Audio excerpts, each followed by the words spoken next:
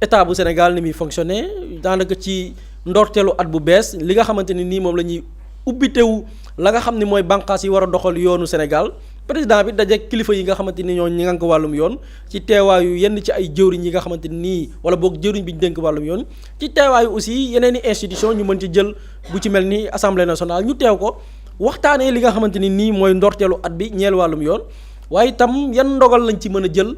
ngir yoon woowulee nga xamante ni nii dañ ko taxawal ngir askan wi wala boog les populations ku ci nekkin wi nga xamante ni nii dafa war a am lu ko encadré yoon boobu naka lañ koy gën a mën a ñoŋalee comme ni nga ko jëbalee sa kàddu président joxe na ay recommandations c'est-à-dire que tey ñi ngi ci jamonoy digitalisation sànq ñi ngi wax wàllu état civil yan solution la ñu xarala yu yees yi mën a indil par rapport ak nit ki fu mu nekk mën a jot këyitam te du ci am benn jafe-jafe noonu itam ay solution la d'autres pays tenté nañ wala boog expérimenté nañ la nga xam ne mooy xarala yu yees yi nees lañ ko mën a intégrer ci wàllum yoon ba jox ci une proposition pourquoi pas l'intégration de l'IA intelligence artificielle jàpp nañ ni tey lan mooy problème ak suñu yoon yi mais y a plusieurs mandats de dépôt xam nga ci am na kaso yoo xamante ne nii comme Rebeuss la quasi totalité ñi fay nekk ñu ci bari mais détention provisoire la ñu ci bari àttee guñ leen mais dañ la naan ñu ci bari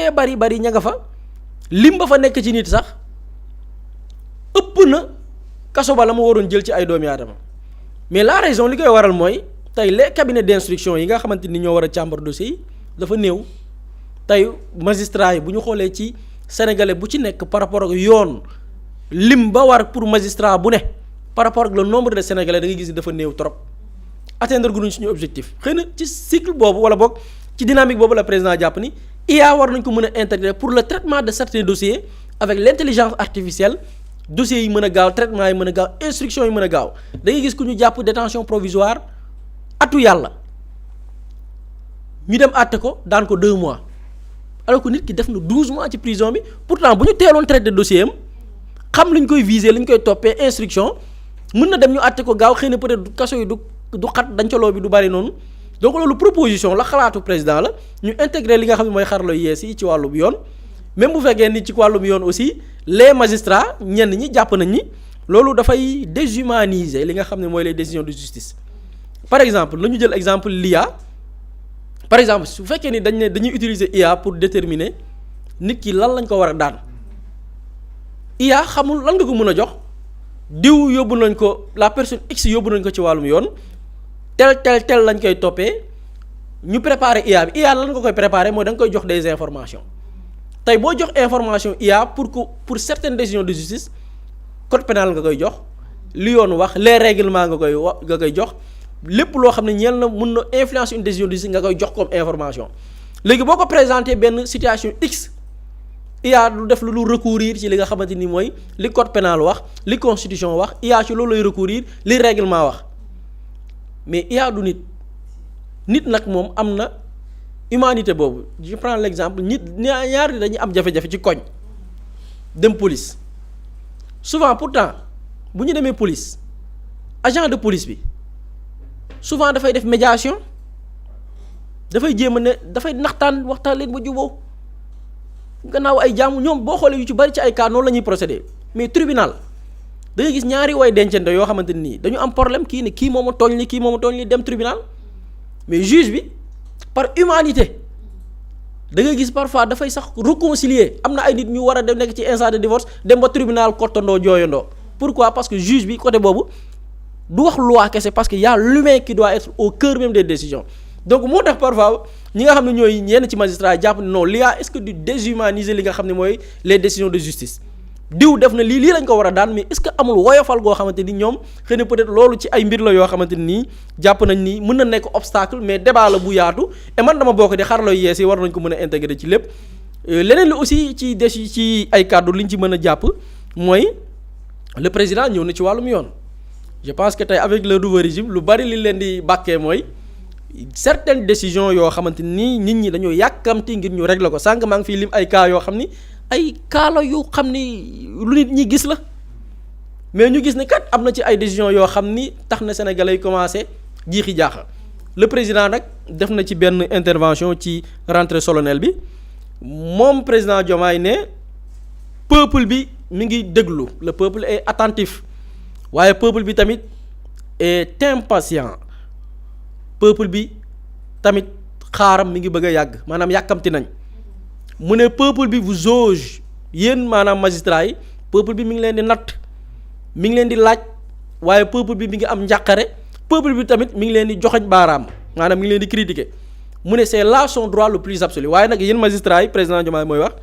peuple bi loolu ci ay àqam la yoo xamante ni nii daf ko war di réclamer. mu ne puisque lu ko waral mooy la justice est rendue en son nom et qu'elle lui appartient en dernier ressort parce que yoon ci boppam dañ ko war a rendre ci turu askan woowu nga xam ne ñoom la ñuy appliquer les décisions de justice moom askan wi ci boppam sax moom la nga xamante ni mooy wàllum yoon. moom président bi ne refonder la justice n'est pas une option waaye nag jooyante li nga xam ne mooy wàllum yoon du tànneef waaye c'est une exigence morale loolu càkkuteef la goo xamante ni nii moo xam ci lu xel mën a nangu moo xam ci bànqaas yi ngànk réew ni muy doxee moo xam ci wàllu démocratie bu ñu xoolee loolu noonu exigence la maanaam lu war la bu ñu sukkandikoo ci sacrifice yi nga xamante ni nii askanu Sénégal def nañ ko ba yegg si tey ci li nga xam ne mooy troisième alternance ñetteelu coppite gi nga xamante ni amal nañ ko ci boppi réew mi muy coppite goo xam ni même boo jéggee li nga xamante ni mooy suñuy waax àdduna gépp dañ ko rafetlu loolu lenn la ci lu président jibal ci par rapport ak yoon le peuple bi di sàkku tamit lu jaadu waaye tamit xamal magistrat yi ne leen loolu nekkul yéen option maanaam du tànneef que da ngeen ci war a am lu ngeen ci tànn ak lu ci bàyyi mais exigence la dafa war a nekk par force parce que loolu bokk na ci li tax askan wi doon xeex waaye nag am na ci tontu man loolu laa ci jàpp parce que bu ma jàngatee affaire yi dafa mel ni laaj ak tontu la woon benn camp ak ñaari camp ku ci nekk di joxe sa xalaat bu ñu sukkandikoo ci Mouhamadou Mansour Mbaye di premier président de la Cour suprême moom ci li président wax peuple bi dafa impatient peuple bi mënatul xaar nañu yàkkamti moom dafa jàpp ni toute précipitation est une trahison du droit yàkkamti goo gis nag daanaka dafay waroog la nga xamante ni nii moo tax a jóg yoon ak yoonal mu ne mais également toute complaisance avec l'air du temps est une abdication de sa mission lépp loo xamante ni nii xeetu sibooru la ngir neexum nit loolu tamit dafay rocceeku ca la nga xamante ni nii mooy mission wu la nga xam ne moom la ñuy woowee droit muy wàllum yoon donc mën nañ ni jàpp nañ ni laaj ak tontu la xëy na xalaat yi ibbeeku na ku ci nekk aussi sa version nit lañ ci mën a jàng moo xam liy tukkee ci président ak ci premier président de la Cour suprême donc ci tënk daal loolu lañ ci mën a jàpp kàddu yi jib par rapport ak l'utilisation de l'intelligence artificielle ak yeneen xarala yu yees yi ci yoon na muy fonctionner waaye itam li nga xam ni mooy yoon ni muy fonctionner jamono ji tembe président de la république bi nga xam ne askan wee ko fal yëkkati ab kàddu goo xamante ni askan wi loolu la ñuy xaar muy yàkkamti mbir mi gaaw parce que yoon naam ay magistrat ñoo koy doxal waaye décision bu ñuy jël nag dañ ko war a jël ci turu askan wa nga xam ni ñoom ñoo xeex ngir namu coppite yi nga xamante ni bëgg nañ ko amal seen réew donc loolu lañ ci mën a jàpp ci tënk soxna Ramatoulaye. jërëjëf Boury am na solo Pape Samba ban jàngat nga am par rapport à rentrée solennelle cours et tribunaux démb bi. waaw mu nekk un rendez-vous boo xamante ni rendez-vous république la boo xamante ni chaque at dañ koy amal on peut dire que c'est l'état des lieux de la justice et à chaque fois day am benn thème boo xamante ni moom la ñuy jël pour waxtaanee ko ci doxalinu justice ak li nga xamante ni war nañ ko ci def ci ay coppite ren ñu ñëwoon ci numérique bi parce que toll nañ ci jamono joo xamante ni moom on a l'impression que numérique bi fépp la war a dugg ba ñoom jëmmal nañ ko sax ci un projet d'envergure mooy le New Deal technologique donc effectivement on peut penser à l'introduction du numérique ci li nga xamante ni mooy dem lépp lu jëm ci justice mais foofu man du ma ci sori trop parce que ci man il y a des dossiers prioritaires par rapport à cette justice yi nga xamante ni mooy deuxième partie bi le président Diomaye Faye wax par rapport ak peuple bi attente bi ñu am ci justice parce que la réalité de la chose actuellement au Sénégal mooy boo xoolee au niveau du peuple ñoom seen priorité nekkul introduction numérique ci biir justice maanaam loolu ça peut être une demande mën nañ ko étudier xool nan lañ koy dugalee mais la véritable préoccupation du peuple c'est que ñu rendre justice foofu la mbir mi nekk maanaam rendre justice ñu xoolaat les textes et les lois yi fi nekk ndax correspondre na ak li nga xamante ni war nañ ko def ci toppiteem justice ndax loolu am na wala amul c'est ça la véritable priorité du peuple sénégalais ci lépp li nga xamante ni mooy doxalinu justice et foofu daf may indi ci li président wax ne il appartient au peuple ñu mën a critiquer ñu mën a jauger la justice et loolu dafa am solo ñu taxaw ci au Sénégal parce que au Sénégal sànq ñu ngi wax ci presse bi mais dafa am ay secteurs yoo xamante ne dañoo jàpp ne ay secteurs yu ñu warul critiquer la yu ñu warul laal muy presse muy justice ba yàgg nañ ko di wax ni on a l'impression d'avoir un pays de juges wala une république de magistrats justice dafa nekk un pouvoir dans un pays boo xamante ne dafa am ñetti pouvoir le pouvoir exécutif le pouvoir législatif et le pouvoir judiciaire exécutif muy jëm ci li nga xamante ni mooy le président de la république ak ñi muy àndal ci gouvernement législatif di jëm ci assemblée nationale judiciaire di jëm ci justice ku ci nekk ñu am wàll buñ la jox mais comment on peut comprendre qu'au Sénégal nit ñi mën a dal ci pouvoir exécutif ne président ànduma ak li ngay doxal premier ministre ànduma ak li ngay doxal te premier ministre sax moo ci gën a sonn ñu mën a dal ci kaw assemblée nationale ne leen war ngeen a def ay proposition de loi dossier bi ak dossier bi yéex ngeen ci mais quand on arrive à la justice ñu ne dañoo war a bàyyi justice defal dox liggéeyam c'est-à-dire que la justice ne doit pas être critiquée dans ce pays la justice est un pouvoir comme tous les autres boo xamante ne la finalité lan la mooy répondre à l'attente du peuple te peuple boobu noonu mu ngi xool lii xew ci justice bi am nañ légitimité wu ne justice bi ni may doxee ànduma ci ki nga xamante ne moom moo jiite l'union des magistrats ba mu defee woon benn émission di wax ci problème yu justice di jàngonteel nit ñi d'accord nañ ci mais il y a un sous-effectif war nañ gën a defar les infrastructures par rapport à la justice mais ce n'est pas le réel problème de la justice loolu du problème mu justice de problème mu justice mooy ni ñu doon gérer les dossiers moo tax mu intéressant ci li président Cour suprême bi wax ne toute précipitation serait une trahison du droit mais revenons de 2021 à 2024 lan moo doon xew ci dossier judiciaire yi maanaam li mu wax ni dafa correspondre totalement ak li nit ñi dund de 2021 à 2024 prenons le dossier de Ousmane Sonko Mame Mbaye Niang musul am précipitation boobu ci dossier judiciaire par rapport ak dossier diffamation bi les délais n'ont pas été respectés moment yi nga xamante ni Ousmane Sonko et ses avocats waroon nañ def appel dañoo tënk procédure bi en un temps record 1 an et quelques mois ñu vider le dossier complètement ci yeneen dossier similaire yoo xamante ne waxoon nañ ko fi Madiambal Diagne Téliko def na 10 ans ça c'était une précipitation du droit loolu précipitation la woon mais par rapport ak li nekk di xew dans le contexte actuel il ne faut pas qu'on nous vende un narratif boo xamante ne day mel ni sénégalais yi dañoo singali benn boor ne ñii par force dañoo war a fayu mbir mi du fayu mbir mi lan la il y a des rapports yoo xamante ne corps de contrôle réew mi ñoo ko fi teg du rapport yoo xamante ni parti politique moo ko créé du rapport yoo xamante ne ay militants ñoo toog ne waa nañ créer rapport nit corps de contrôle yoo xamante ne nguur gi ñoo leen jox légitimité boobu muy Cour des comptes muy CENTIF muy IGE muy ñeneen ak ñeneen ñu génnee ay rapport impliqué ci gestion wu ay nit ci li nga xamante ne mooy suñuy deniers publics et li gën a cocasse ci affaire bi mooy ce sont des rapports yoo xamante ne jugewul ci régime bi ce sont des rapports du régime de Macky Sall peuple bi lan la ñuy laaj rapport yooyu noonu nga xamante ne mu ngi ci table justice na ko justice ubbi wax ñu lan moo ci nekk les personnes yi ñu ci impliqué ñu déglu leen ci avec célérité lan moo tax ñu naan avec célérité mooy na gaaw bu fekkoon ni dafa am dossier boo xamante ni ba léegi ñu ngi ci wàllum enquête ñu ngi ci procédure du déglu ay nit pour récoler ay faits ñu ne waa foofu mën nañ ci def nànk mais romb nañ enquête romb nañ audition interne yi nga xamante ni corps de contrôle def nañ ko déglu nañ yépp ba càmbar ne justice man lii laa xalaat loolu lan lañ la ci laaj prends le dossier et convoque les personnes justice déglu leen foofu man damaa jàpp ni il n'y a aucune précipitation c'est de rendre justice comme ni ko nit ñi di xaaree foofu précipitation amu fa et da ngay gis nag ñu bari ñi nga xamante ni dañ ciy génn di ci wax di ci mel ni daal maanaam justice bi voilà ni muy doxee noonu la il ne faut pas qu'on instrumentalise la justice ba di ci am benn wàll boo xamante ne dañ ko ci waxee mën ci citer sax benn waayu société civile boo xamante ne on ne peut pas faire plus malhonnête et plus hypocrite muy Babacar Ba bu Forum du Justiciable mu wax ci mbir mi tamit Babacar Ba Forum du Justiciable mu ne le juge doit s'abstenir de subir ou d'accepter toute influence politique ou sociale qui pourrait altérer son impartialité mooy juge bi warul nangu ñu teg ci ndoddam benn pression boo xamante ni day jógee ci politique yi wala mu jógee ci société bi pour que tey jii moom tëddee njaxanaay bi nga xamante ne war na ko def mu jóge ci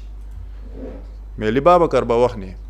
Babacar Ba était où entre 2021 et 2024 lan moo tax Babacar Ba di wax lii pour wane malhonnêteté bi on a vu la posture de Babacar Ba sur le dossier de Farba Ngom génn ba ne day sax saisir le conseil de l'ONU parce que Farba Ngom dañoo nekk di ko teg loo xamante ni ce n'est pas humain. Entre 2021 et 2024 combien de personnes ont été emprisonnées sur la base de l'arbitraire ñu jëlee fa ay feebar le cas de Amidia mu ngi fi le cas de Ousmane Sonko bi nga xamante ni dafa coma ci biir kaso bi mu ngi fi Babacar Ba il était où pour nous parler d'impartialité il était où pour nous parler de pression politique ou sociale parce que pression politique bi mu ngi nekkee fan de 2021 à 2024 ñu jël un opposant politique créel ko ay dossier pour mu bañ a bokk ñu jël des milliers de Sénégalais emprisonné leen arbitrairement ku ci nekk lan lañ lay waxal terrorisme atteinte à la sûreté de l'État trouble à l'ordre public sànq buri mu ngi koy wax koo xamante ne ci gargote lañ ko jàppee yóbbu tëj keneen mu sol maillot Sénégal ñu yóbbu tëj keneen sol bracelet Pastef ñu yóbbu tëj foofu il y avait une pression politique bu nit ñi mënoon a dénoncer mais Babacar Ba kenn déggu ko woon lan moo tax jamono jii nii Babacar Ba di wax parce qu'il avait une planque au niveau de l'OFNAC mu nekkoon le vice-président de l'OFNAC l'OFNAC a été réformé ñu def appel à candidature mu jóge fa son forum du justiciable mais qu'on nous dise qui sont les membres du forum du justiciable depuis 10 ans wala depuis des années on nous parle du forum du justiciable Babacar Ba nan ñu génneel moom lan mooy siège am yan nit ñoo fay liggéeyee ak ban liggéey la ñu def tey jii ci lépp li nga xamante ni mu ngi jëm ci justice ci suñu wàllum réew mu nekk lu palpable loo xamante ni nit ñi mën nañ ko téye et quand il nous parle de pression politique ou sociale parce que social bi day renvoyer wu ci peuple bi muy wane ni Babacar Ba moom xamul sax lan mooy cëslaayu justice parce que Jean-Jacques Rousseau doon na ko wax la justice elle n'est légitime que quand elle correspond à la volonté générale mooy justice mu ngi légitime mu ngi jaar yoon bu fekkee ne correspondre na ak li ñi ëpp bëgg ci li nga xamante ni mooy peuple bi mais li ñu nekk ci peuple bi ñoom lan la ñu bëgg dañu ne justice bi na jaar yoon parce qu'il y a des cas yu leer nañ le dossier ArcelorMittal dégguñ ci dara le dossier du contrat d'armement dégguñ ci dara le dossier des martyrs de 2021 à 2024 dégguñ ci dara muy yeneen ak yeneen dossiers yoo xamante ne mu ngi fi corps de contrôle yi def ci seeni liggéey ñuy xaar une suite le dossier le plus récent bi nga xamante ni ci man mooy le scandale même du siècle c'est par rapport à cette dette cachée dette cachée bi du Ousmane Sonko moo toog ci bureau à la primature génn ñëw ne waaw il y a une dette cachée c'est un rapport de l'inspection générale des finances qui a été certifié après par la Cour des comptes mu am rapport boo xamante ni Mazars daf ko génnee mu am des responsabilités yoo xamante ni situé nañ ko ci fan la ci justice toll dara ba léegi déggaguñ ko ci et pourtant les ministres des finances yi fi nekkoon xam nañ leen ñu ngi ci biir réew mi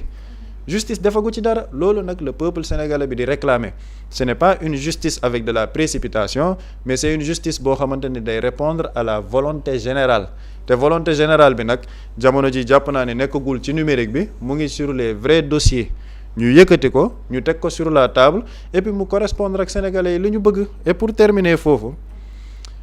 la politique judiciaire elle est définie par l'exécutif muy ki nga xamante ne mooy le président de la république ñu ngi wax ni ñu ngi dem vers des réformes ci lépp lu jëm ci wàllum justice mais lan moo nekkoon la base justement de ces réformes c'est parce que kooku balaa ñu kaa fal dafa dem ci sénégalais yi ne lii mooy sama programme politique boobu moo am ci benn aspect boo xamante ne justice daf ci bokk mu ne justice lii ak lii ak lii laa ciy doxal sénégalais yi dañoo delluwaat ne ko ñu ngi waajal def 2 ans de pouvoir li ñu waxoon ci programme bi par rapport à la justice gisaguñ ko dañoo bëgg loolu ñu matérialiser ko foofu ce n'est pas une quelconque pression sénégalais yi daa am lu ñu leen jaay ñu gis ne li ñu leen jaay ba léegi loolu dafa yéex wala gisaguñ ci loo xamante ni leer na ñu teg pression exécutif bi teg pression justice bi parce que la justice ñu ngi koy wax elle est rendue au nom du peuple magistrat bi buy dugg ci biir bureau joxewul décision parce que moom day joxe décision li ci aqulaay taalaayam dafay joxe décision boo xamante ne est-ce que respecté na droit est-ce que respecté na tamit attente bi nga xamante ne nit ñi may delloo justice boobu am nañ ko loolu mooy cëslaay bi donc ma jàpp ni nag foofu mooy les véritables réformes yu ñuy xaar ak coppite yi ñuy xaar ci justice président waxoon na révision de la constitution wax na yenn coppite yu bëri yoo xamante ni ñu ngi ko ciy xaar on attendra de voir mais justice bi moom nekk na un dossier important de ce régime et de ce mandat parce que sénégalais yu bëri yi nga xamante ni voté woon nañ leen dans sa majorité ci loolu lañ leen di gën a xaar d'accord mais est-ce que le président Bassirou Diomaye Diakhar Faye aussi bëggul woon ni moom amul benn mainmise ci justice bi. non c'est que mainmise bi on ne peut même pas parler de mainmise de la justice parce que moom dès le début dafa ne peuple bi ñoo war a teg pression justice mais dafa am nag ay dossiers yoo xamante ni mais ci man nekkatul sax des dossiers simples ce sont des dossiers d'État. Le rapport concernant la dette cachée c'est un dossier d'État parce que yow difficulté yi nga xamante ni yaa ngi koy rencontrer jamono ji ba naan on a retrouvé un pays au 4e sous-sol ñu ngi am jafe-jafe pour def koom-koom ci agriculture beeg lii wëg lii lan moo ko indi mais c'est parce qu'un régime a été en place contracter une dette de plus de 5 000 milliards nëbb ko circuit financier bi loolu nga am rapport yu ko certifié ne nit ñi war nañ leen a topp nit ñooñu toppuñ leen mais foofu il y a un énorme problème et lan moo tax nag nit ñu bëri seen xel tey ci justice bi parce que quand le peuple met la pression sur la justice et qu'on voit que le président de la République nous parle de réconciliation discours yi dafa waroo te bu ñuy déglu discours de réconciliation bi di gis ne am na dossier yu bëri yoo xamante ni nit ñi ñu ngi leen ciy libéré ma mën ci tudd Tahirou Sarr Pape Malick Ndour sànq buri mu ngi koy wax Pape Malick Ndour dafa ne nañu renverser le gouvernement en place def un gouvernement de transition loolu moom Pape Malick Ndour écarté na démocratie parce que quand on renverse un gouvernement pour mettre un gouvernement de transition foofu démocratie amu fa élection amu fa mu wax lu mel noonu mu ngi ci biir këram tey toog nit ñi dañu am xel ñaar ci justice donc foofu le président il a tenu un discours mais par rapport à la justice le peuple n'attend plus de discours il attend des actes concrets maanaam discours yi rafet na mais loolu mu ngi woon ci programme bi ba pare li ñuy xaar mooy des actes concrets ci coppitewu justice bi les réformes par rapport à la constitution une révision de la constitution ñu xam ni justice bii nii ni ko nit ñi bëggee noonu la nekk di doxee et quand il n'y aura pas encore d'actes le peuple continuera à mettre la pression et du benn Babacar Ba bu toog fële nga xamante ni kenn xamul luy liggéeyam moom mooy tere peuple bi di ci wax. jërëjëf Pape Samba am na solo bu di dernier point bi dafa mel ni final bu doxoon ci diggante Sénégal ak Maroc match baa ngay wéy ba léegi. waaw match baa ngay wéy ba tey xëy na peut-être ñaar